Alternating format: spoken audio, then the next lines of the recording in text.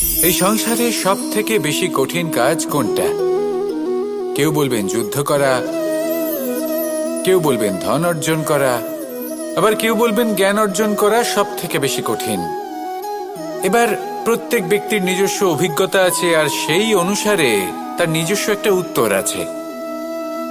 সাধারণভাবে দেখতে গেলে এই সংসারে সব থেকে কঠিন হলো তপস্যা করা, অর্থাৎ সব কিছু ত্যাগ করে তপস্যায় নিজেকে বিলীন করে দেওয়া। এবার এর থেকে বেশি কঠিন এই সংসারে আর কি বা হতে পারে? এই সংসারে, এই সমাজে নিজের পরিবারের মধ্যে থেকেও ধৈর্য ধরে সামনে অগ্রসর হওয়া, এটা হলো সব থেকে কঠিন কাজ। কারণ যখন আপনি তপস্যা করেন তখন সেখানে আপনার ধৈর্য ভাঙার মতো কেউ থাকেন না, না কোনো বন্ধু, না কোনো আত্মীয়, না কোনো শত্রু, কেউ না। কিন্তু যখন আপনি এই সমাজে, এই পরিবারে থাকেন, কোনো না কোনো ব্যক্তি এসে আপনার ধৈর্যের বাঁধ ভেঙে দেওয়ার ক্ষমতা রাখেন। তারা আপনার ধৈর্যের বাঁধ ভেঙে দেয়, আর কখনো কখনো তারা অনিচ্ছাকৃতভাবেই সেটা করে থাকেন। কারণ তাদের মানসিকতা আপনার থেকে আলাদা, তাদের কর্ম আপনার থেকে আলাদা, তাদের দৃষ্টিভঙ্গি আপনার থেকে আলাদা, জীবন যাপন আপনার থেকে আলাদা। সেক্ষেত্রে আপনি ধৈর্যচ্যুত হন, প্রসন্নতা আপনার থেকে ছিনিয়ে নেওয়া হয়। সেই জন্য এই সংসারে, এই পরিবারের থেকেও ধৈর্য ধরে সামনে অগ্রসর হওয়া কোনো পর্বতের শিখরে গিয়ে তপস্যা করার থেকেও অনেক বেশি কঠিন। আর যে ব্যক্তি এই সমাজেই, এই পরিবারে, সেই সকল মানুষের মধ্যে থেকে গিয়েও ধৈর্য ধরে অগ্রসর হতে থাকেন, যারা এই কাজটা শিখে নিতে পারেন, তারাই কিন্তু জীবনে আনন্দ লাভ করতে পারেন। এই ধৈর্যই শেষে আপনার জীবনে প্রসন্নতা বহন করে আনবে। তাই ধৈর্য ধরে জীবনের পথে অগ্রসর হন, আর আমার সাথে ভালোবেসে বলুন, রাধা রাধা। এই জীবনে তিনটি গুরুত্বপূর্ণ শব্দ আছে যা বোঝা আমাদের কাছে খুব গুরুত্বপূর্ণ, এবং এই তিনটি শব্দের নিজস্ব অর্থ আছে। প্রথম হলো সঙ্গবদ্ধতা, অর্থাৎ একসাথে মিলে কাজ করতে হবে, একসাথে মিলে পরিশ্রম করতে হবে, সামনে এগোতে হবে। এরকম করতে পারলে আপনার শক্তি বৃদ্ধি পাবে, আপনার ক্ষমতা বৃদ্ধি পাবে, আপনি এগোতে পারবেন এবং অনেক দূরে যেতে পারবেন। দ্বিতীয় হলো আত্মবিশ্বাস। হেরে যাওয়া বস্তুও আবার জিতে নিতে পারবেন। যদি আপনার নিজের আত্মবিশ্বাস থাকে তাহলে আপনি কখনো পরাজিত হবেন না। এবং তৃতীয় হলো অহংকার।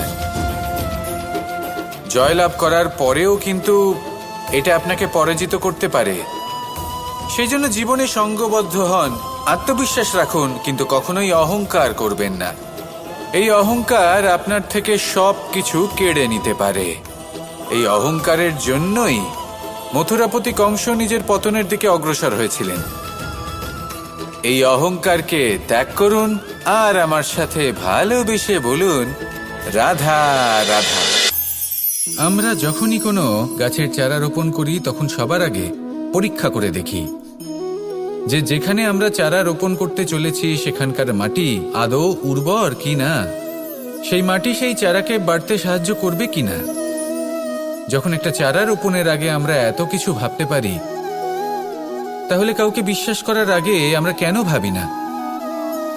জীবনে কখনো এই বিশ্বাসরূপী চারা কোথাও রোপণ করার আগে বোঝার চেষ্টা করুন যে যার ওপর আপনি বিশ্বাস করতে চলেছেন সে কি আদৌ আপনার বিশ্বাসের যোগ্য কি না। ভেবে দেখুন সেই ব্যক্তি ভবিষ্যতে গিয়ে আপনার বিশ্বাস ভাঙতে পারে কি না। এটাও ভেবে দেখুন যে যাকে আপনি বিশ্বাস করতে চলেছেন তাকে আপনি বিশ্বাস করলে নিজের জীবনের উদ্দেশ্যে আপনি অগ্রসর হতে পারবেন কি না। আর তার জন্য প্রয়োজন সঠিক সিদ্ধান্ত, পরখ করা, কোনটা উচিত কোনটা অনুচিত সেটা বোঝা। আর তাতে কিন্তু আপনি সন্দেহবাতিক হবেন না, তাতে আপনি আরো নিপুণ হয়ে উঠবেন। তাই যদি আপনি নিপুণ হয়ে উঠতে চান তাহলে বোঝার চেষ্টা করুন, পরখ করে দেখুন, কোনটা উচিত কোনটা অনুচিত বুঝুন। আর বিশ্বাস তখনই করুন যখন আপনি 100% নিশ্চিত হবেন যে সে বিশ্বাসের যোগ্য। আসুন আমার সাথে ভালোবেসে বলুন, রাধা রাধা। রাধা কখনো কখনো আমার জন্য বড়ই সুগন্ধি আতর নিয়ে আসে, পারিজাত ফুলের মালা নিয়ে আসে আমার প্রসাধন করবে বলে, এবং আমার সব থেকে বেশি প্রিয় মাখন নিজে হাতে বানিয়ে আনে আমাকে নিজে হাতে খাইয়ে দেবে বলে, সবকিছু আমাকে প্রসন্ন করবে বলে। কিন্তু আপনি কখনো ভেবেছেন যে এই আতর কিভাবে বানানো হয়? সহস্র ফুলের পাপড়ি একসাথে পিষে নিতে হয়, তারপরে তার থেকে যে রস নিঃসৃত হয় সেই রস দ্বারাই আতর তৈরি হয়। অনেক সংখ্যক ফুলকে অসীম যন্ত্রণা ভোগ করতে হয়, তবে তারা আমার প্রসাধন সামগ্রী হয়ে উঠতে পারে। দুধ থেকে মাখন তৈরি করার জন্য কতটা পরিমাণ মন্থন সহ্য করতে হয় সেটা আপনি জানেন। ঠিক সেই রকমই হলো আমাদের জীবনও। বিপদও আসে, কঠিন পরিস্থিতিও আসে, এর সম্মুখীন হতে শিখুন। মনে রাখবেন, আপনি হলেন সেই দুধ যাকে মন্থন সহ্য করতে হবে মাখন হয়ে ওঠার জন্য। মনে রাখবেন, আপনি হলেন সেই ফুলের মতন যাদের পিষ্ট হতে হবে সুগন্ধি আতর হয়ে ওঠার জন্য, যাকে এই সংসার পছন্দ করে। কখনো কখনো জীবনে আপনার সাথে খারাপ শুধুমাত্র এই কারণে ঘটে যাতে আপনার শ্রেষ্ঠ রূপ এই সংসারের সামনে আসতে পারে। শুধুমাত্র কঠিন পরিস্থিতি এবং বিপদকে একটা সুযোগ হিসেবে দেখার চেষ্টা করুন। আপনার জন্য এই সংসার বদলে যাবে, সংসারকে দেখার দৃষ্টিভঙ্গি পাল্টে যাবে, আপনার ভাগ্য পাল্টে যাবে, আর এই মন প্রসন্ন হয়ে বলবে, রাধা রাধা। পাশা নামক এই খেলাটি আপনারা নিশ্চয়ই খেলেছেন, না খেলে থাকলে দেখেছেন, আর যদি দেখেও না থাকেন তাহলে নিশ্চিত রূপে শুনেছেন। মহাভারতের এই মহাযুদ্ধ কোথাও না কোথাও এই পাশা নামক খেলার কারণে হয়েছিল। পাশার এই বিচিত্র খেলা, দান, এইসবের কারণে কেউ নিজের মাথায় রাজ মুকুট পরিধান করেছিলেন, আবার সেখানে পরাজিত হওয়ার জন্য কাউকে বনবাসও ভোগ করতে হয়েছিল। কিন্তু এই খেলা সমাপ্ত হওয়ার পরে সমস্ত ঘুঁটি আর এই পাশার ছক একই পুটলিতে স্থান পেল। এটাই হলো আমাদের জীবন।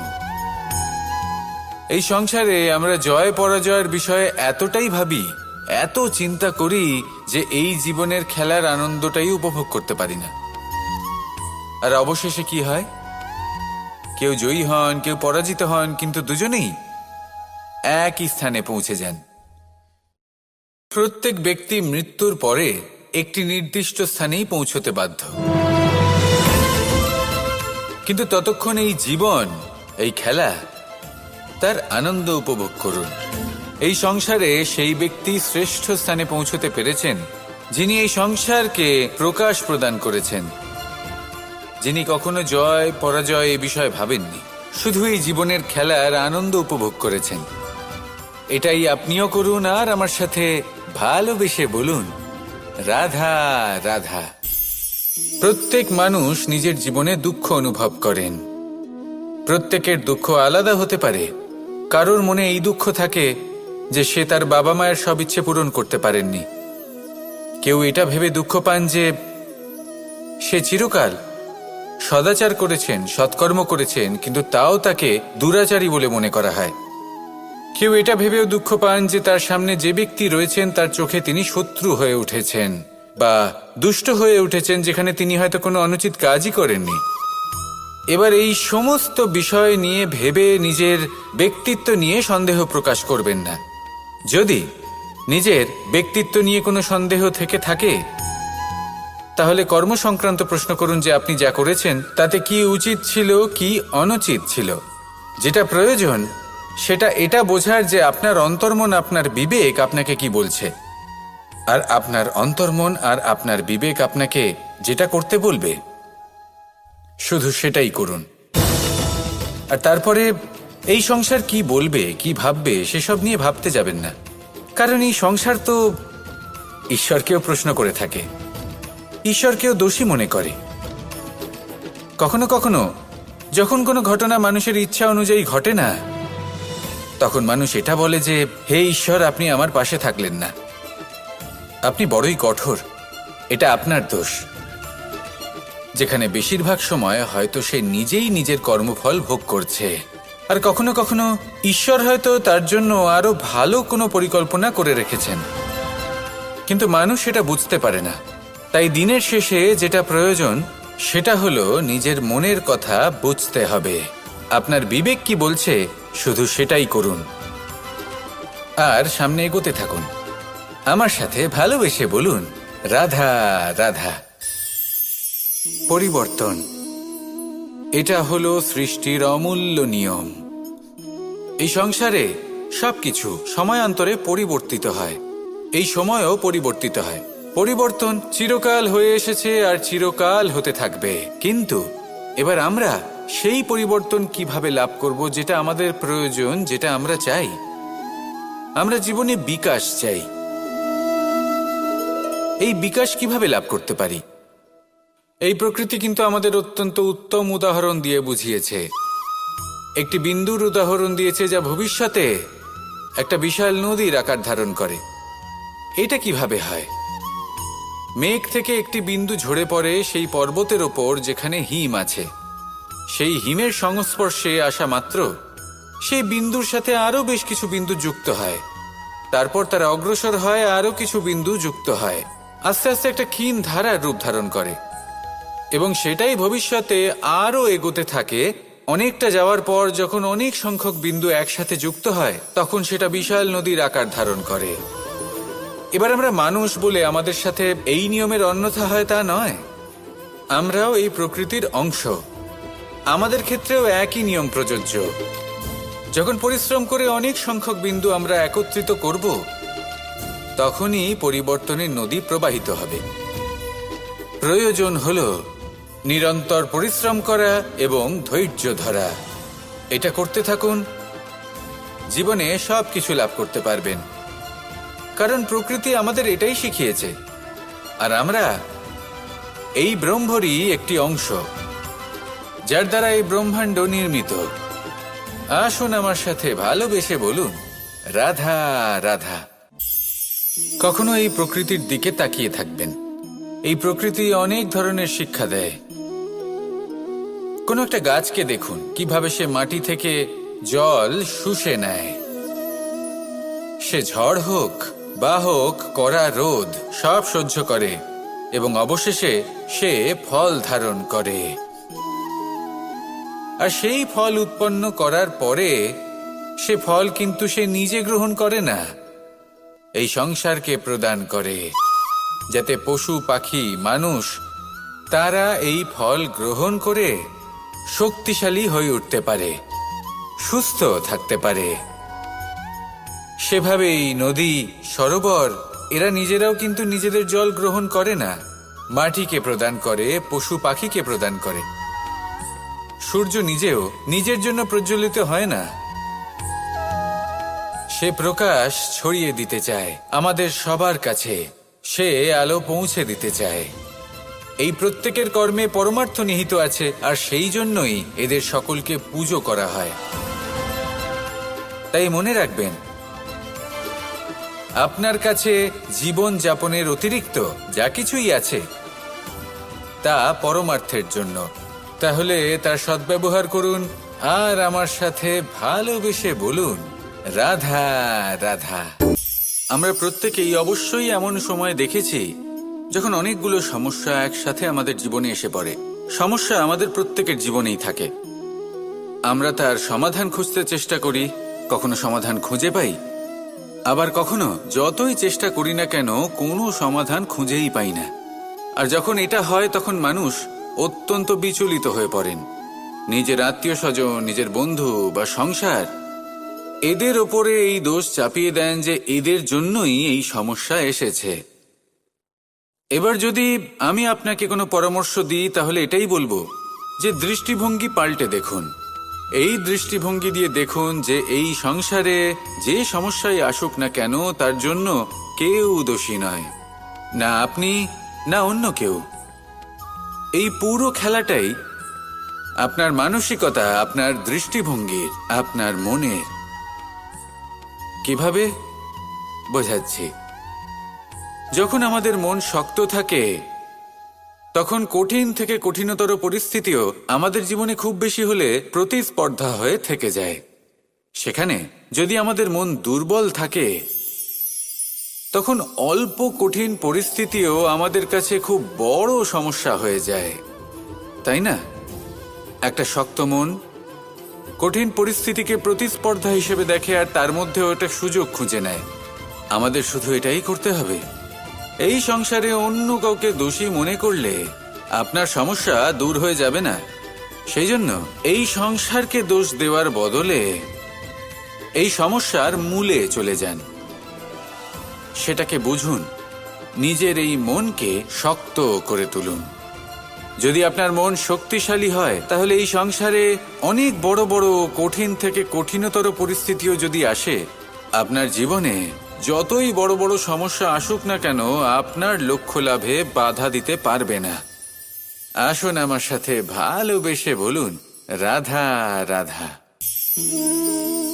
আমরা সবাই পাথর দেখেছি, পর্বতও দেখেছি, শুকনো পাতাও দেখেছি, শ্যামল বনানীও দেখেছি। কখনো ভেবেছেন পাথরের অস্তিত্ব কিন্তু ততক্ষণ পর্যন্ত যতক্ষণ সে পর্বতের গায়ে আটকে থাকে। যখন সেই পর্বত থেকে সেই পাথর ভিন্ন হয়ে যায় ও নিজের অস্তিত্ব হারিয়ে ফেলে। আস্তে আস্তে কখনো পাথর কেটে বা কখনো পিষ্ট হয়ে সেই পাথর আস্তে আস্তে মাটিতে পরিণত হয় এবং পূর্ণরূপে নিজের অস্তিত্ব হারিয়ে ফেলে। এটাই পাতার সাথেও হয়। এই পাতা যতক্ষণ গাছের ডালের সাথে যুক্ত ততক্ষণ তার অস্তিত্ব থাকে। যখনই ডাল থেকে বিচ্ছিন্ন হয়, সেও নিজের অস্তিত্ব হারিয়ে ফেলে। আর এটাই আমাদের সাথেও হয়। যতক্ষণ আমরা নিজেদের আপনজনের সাথে যুক্ত থাকি, আমাদের অস্তিত্ব বজায় থাকে। যখন আপনজনদের সাথে সম্পর্ক ছিন্ন করি, তখন আমরাও আমাদের অস্তিত্ব হারিয়ে ফেলি। এবার এই সংসারের প্রত্যেক ব্যক্তি স্বতন্ত্র থাকতে চান, আর অনেক ব্যক্তি স্বতন্ত্র থাকবেন বলে আপনজনদের দূরে করে দেন আর তাদের সাথে এই সম্পর্ক ছিন্ন করেন। এটা কি সত্যি প্রয়োজন? আপনজনদের সাথে সম্পর্ক ছিন্ন করে নিজের অস্তিত্ব হারিয়ে ফেলা প্রয়োজনীয়, নাকি আপনজনদের সাথে সম্পর্ক বজায় রেখে নিজেদের স্বতন্ত্র করে রাখা সেটা আবশ্যক? নির্বাচন আপনারই। আসুন আমার সাথে ভালোবেসে বলুন, রাধা রাধা। আপনি কি কখনো নৌকা যাত্রা করেছেন? করে না থাকলেও নিশ্চয়ই দেখেছেন যে এই জল যা নিজের অন্তরে সব কিছু সমাহিত করে নিতে পারে, এই নৌকা সেই জলের ওপরেই ভেসে থাকে। নদীর স্রোত কাটিয়ে সে সামনে অগ্রসর হয়। কিন্তু যদি এই নৌকায় কোনো ছিদ্র হয়, তাহলে কিন্তু সেই নৌকা ডুবে যাবে। আর এতে কোনো তফাৎ হবে না যে সেই ছিদ্র ছোট নাকি বড়, নৌকা ডুবে যাবে। এই ছিদ্র হলো আমাদের জীবনে আমাদের অপগুণ, আমাদের দোষ, আমাদের বিকার। কখনো এটা ভাববেন না যে এই দোষ খুবই ছোট, এতে কিছুই যাবে আসবে না। না, সেই ছোট দোষ, সেই ছোট বিকার যদি সেটাকে শুধরে না নেন, তাহলে সেটা আপনাকে আপনার পতনের দিকে নিয়ে যাবে। শেষ পর্যন্ত এটা আপনার ওপর নির্ভরশীল যে আপনি কি চান। আপনার জীবনের এই নৌকা এভাবেই ডুবে যেতে দেখবেন, নাকি নিজেকে শুধরে নিয়ে সেই নৌকার সেই ছিদ্রটাকে ভরিয়ে তুলতে চাইবেন? নির্বাচন আপনার। আসুন আমার সাথে ভালোবেসে বলুন, রাধা রাধা।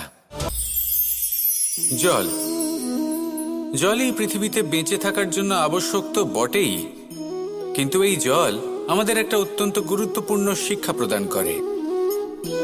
কখনো এই জলকে দেখেছেন? যে পরিস্থিতিতেই এই জল প্রবাহিত হোক না কেন, এর উপর যা কিছুই প্রভাব থাকুক না কেন, এর পথে যতই বাধা আসুক না কেন, তার মধ্যে থেকে ও নিজের পথ ঠিক বের করে নেয়, কিন্তু নিজের প্রবাহ থামতে দেয় না, ক্রমাগত অগ্রসর হতে থাকে। সেরকমই একটা শিক্ষা যেটা আমরা জল থেকে পেয়ে থাকি, তা হলো এটা: আমরা যখন জলের দিকে তাকাই, তখন আমরা নিজের প্রতিবিম্ব দেখি, স্পষ্টভাবে দেখতে পাই। কিন্তু তখনই দেখতে পাই যখন এই জল শান্ত থাকে, স্থির থাকে। যদি এই জল অশান্ত হয়ে থাকে, স্থির না হয়, তাহলে আমরা এতে নিজের প্রতিবিম্ব দেখতে পাই না। এটাই আমাদের মনের সাথেও হয়ে থাকে। যখনই জীবনে কোনো সংকট আসে, যদি আমরা শান্ত মনে, স্থির মনে সিদ্ধান্ত নিই, তাহলে সেটা এমন একটা শীতল সিদ্ধান্ত হবে যেটা আমাদের ভবিষ্যৎকে একটা শ্রেষ্ঠ স্থানে নিয়ে যাবে। যদি এই মন অশান্ত হয়, বিচলিত হয়, পীড়িত হয়, দুঃখিত হয়ে থাকে, রুষ্ট হয়ে থাকে, তাহলে অনেক সময় আমরা এমন সিদ্ধান্ত নিই যেটা আমাদের জন্য অনুচিত প্রমাণিত হয়। যখন আপনি ক্রুদ্ধ ছিলেন বা দুঃখের বশে ছিলেন, তখন অনেক সময় হয়তো এমন সিদ্ধান্ত নিয়েছেন যেটার জন্য ভবিষ্যতে আপনি অনুশোচনা করেছেন। এবার দেখুন, এই আবেগগুলো থেকে আমরা পালাতে পারবো না, কিন্তু এই আবেগগুলো আপনার উপর কতটা প্রভাব ফেলবে সেটা আমরা অবশ্যই ঠিক করতে পারি। এই মনকে আমরা নিয়ন্ত্রণ করতে পারি। এটাই করুন, চিন্তা করুন, এই মনকে শান্ত রাখুন, স্থির হতে চেষ্টা করুন, আর তারপরে সিদ্ধান্ত নিন। আসুন আমার সাথে ভালোবেসে বলুন, রাধা রাধা। এই সংসারে ভৌতিক বস্তুরও নিয়তি আছে। যারাই এই সংসারে আসে বা উৎপন্ন হয়, তারা কিছুমাত্র সময় পর্যন্তই এখানে থাকতে পারে, আর তারপরে সেও লুপ্ত হয়ে যায়, অর্থাৎ সে নিজেও এই পঞ্চমহাভূতে সমাহিত হয়ে যায়। আমাদের সাথেও ঠিক এটাই হয়। সেই জন্যই ঈশ্বর দ্বারা প্রদত্ত এই উপহারের বিষয়ে ভাবুন, এই জীবনের বিষয়ে ভাবুন। ঠিক যেমন বিশ্বাস ভঙ্গ হলে কোনো ব্যক্তি আমাদের কাছে অপরিচিত হয়ে যান, ঠিক সেরকমই শেষ নিঃশ্বাস ত্যাগের পর এই শরীরও আমাদের কাছে পরই হয়ে যায়। তাই এই শরীর থাকাকালীন শ্রেষ্ঠভাবে একে সদ্ব্যবহার করুন, এই জীবনে শ্রেষ্ঠ কর্ম করুন। আর এই জীবনকে শ্রেষ্ঠভাবে যাপন করার জন্য কিছু কথা বোঝা প্রয়োজনীয়। যদি আপনি কারোর প্রশংসা করেন, তাহলে পূর্ণ হৃদয় দিয়ে করুন। যদি আপনি হস্তক্ষেপ করে থাকেন, তাহলে মস্তিষ্ক দ্বারা করুন। যদি আপনি সমীক্ষা করেন, তাহলে বিবেক দ্বারা করুন। যদি আপনি ধন অর্জন করতে চান, তাহলে নীতি অনুসারে চলুন। যদি জীবনযাপন করতে চান, তাহলে রীতি মেনে করুন। আর যদি ঈশ্বরের ভজন করতে চান, তাহলে ভক্তিভাব নিয়ে করুন। শুধু এই কথা মনে রাখবেন যে আপনার এই জীবন কিন্তু অনিশ্চিত কাল পর্যন্তই আছে। কতক্ষণ আছে সেটা কেউ জানে না। তাই কিছু মুহূর্ত যেটা যাপন করতে আমরা এখানে এসেছি, সেখানে ক্রোধ, অহংকার, ঈর্ষা, এইসব আবেগের কি গুরুত্ব বলুন তো? এগুলো ত্যাগ করুন। মানুষকে ক্ষমা করতে শিখুন, আস্তে আস্তে বিশ্বাস করতে শিখুন। এই সংসারে নিঃস্বার্থভাবে প্রেম করতে শিখুন, আর সবার মধ্যে আনন্দ বিতরণ করুন। তাই এই সব গুণ যদি আপনি আত্মসাৎ করতে পারেন, তাহলে আপনার জীবনে শুধু আনন্দ এবং আনন্দই বিরাজমান হবে। আসুন আমার সাথে ভালোবেসে বলুন, রাধা রাধা, রাধা রাধা, রাধা রাধা।